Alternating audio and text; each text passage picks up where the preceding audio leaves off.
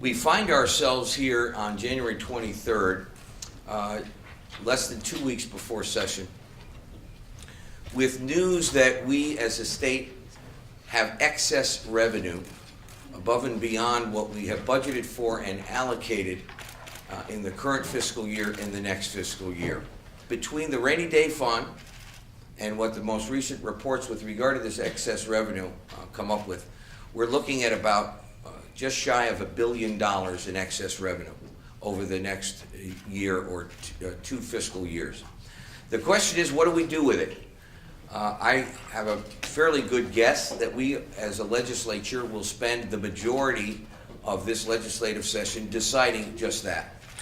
And we're here to reinforce, I guess, our House Republican principles that we believe that excess revenue, rainy day fund money, should primarily be designated to pay down debt and to avoid deficits. There are occasions where other uses can be had for this excess revenue, so long as whatever we do to use this excess revenue does not create structural holes in the future, does not exacerbate our deficit, does not create additional debt. Therefore, we are proposing as a caucus and hoping that the legislature will take up, debate, and discuss the following proposals. We are proposing that we take approximately $247 million of this excess revenue and apply it as follows.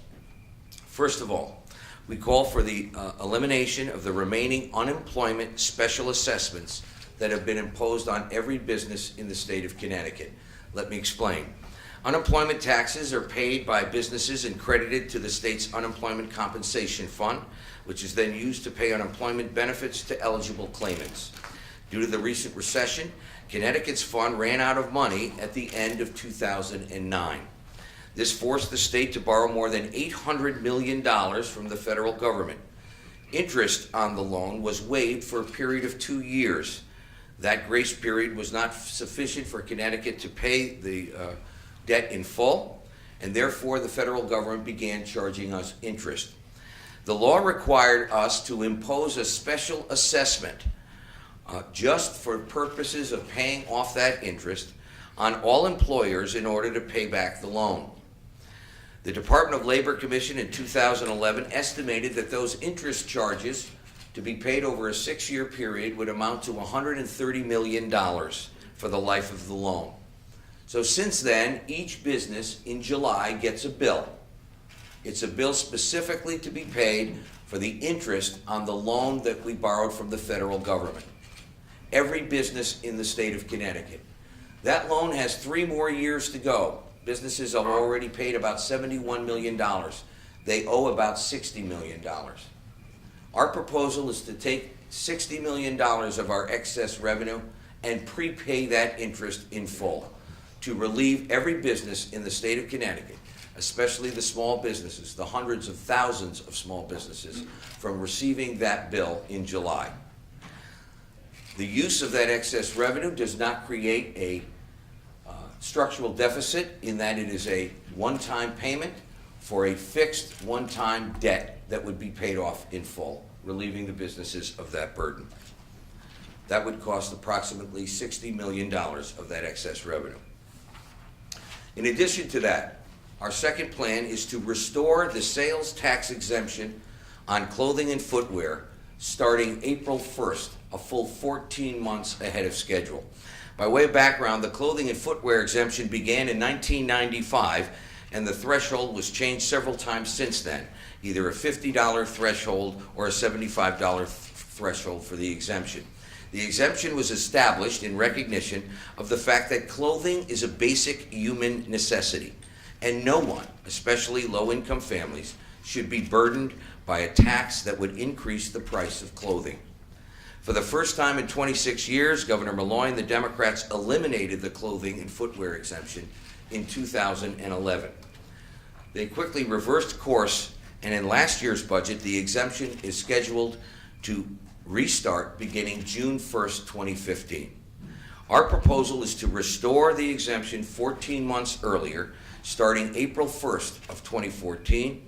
The revenue lost from restoring that exemption would amount to $167.6 million and would be offset by the use of the excess revenue.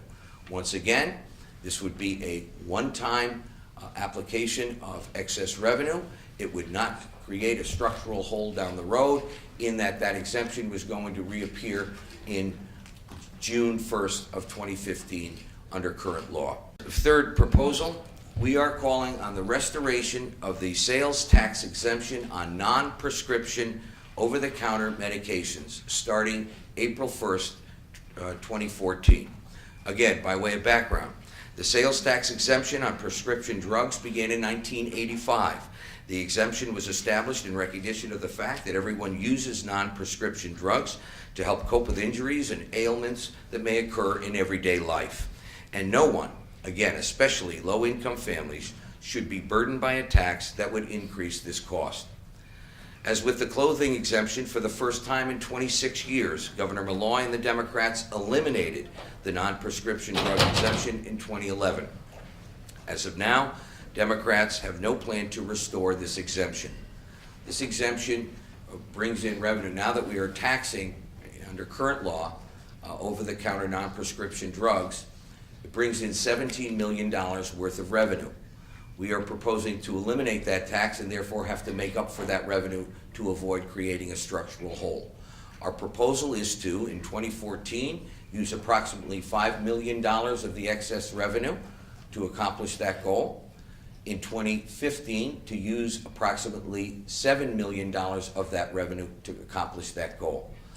From that point forward, it would be paid for by keeping the earned income tax credit, which went from 30% of the federal credit down to 25%, keeping it at the 25% level going forward.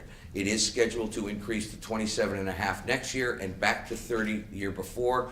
We are calling for that not to happen, that the earned income tax credits stay at the 25% rate. The savings after 2015 from that move would completely pay for or make up for the cost of reinstating the sales tax exemption on non-prescription drugs. 3 proposals costing a total of approximately $247 million using one-time excess revenue without creating a structural hole. We leave a substantial amount of money, we leave the rainy day fund untouched, and a substantial amount of the predicted excess revenue available to use for pay down of debt and avoidance of future deficits.